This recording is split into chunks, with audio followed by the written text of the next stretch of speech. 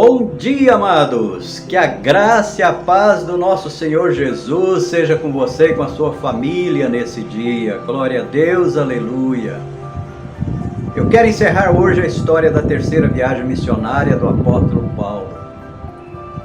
E ele encerrou a sua terceira viagem depois que ele saiu de Cesareia. Ele estava hospedado na casa de Filipe, lá em Cesareia, e os irmãos de Cesareia aconselharam o apóstolo Paulo a não ir a Jerusalém, participar da festa do Pentecostes, porque eles sabiam o que poderia acontecer com o apóstolo Paulo se ele fosse a Jerusalém.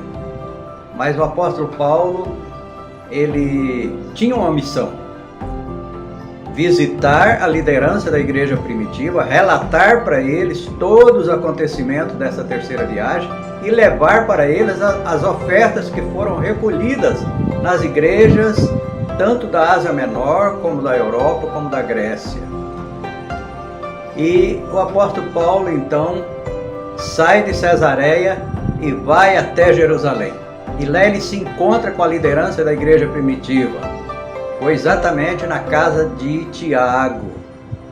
E ele então relatou para a liderança da igreja todos os acontecimentos dessa terceira viagem, entregou as suas ofertas e nos diz que no dia seguinte ele foi para o templo para adorar a Deus. E ele estava ali no templo, tranquilo, adorando a Deus, quando chegaram um grupo de judeus radicais que não aceitavam o evangelho de Jesus, que não acreditavam em Jesus.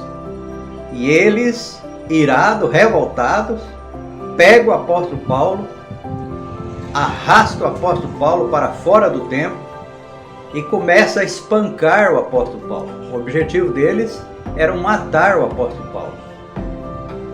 Mas o comandante romano ficou sabendo dessa revolta que estava acontecendo ali em volta do templo, e ele mandou o oficial, o centurião, ir com soldados para apaziguar aquele tumulto.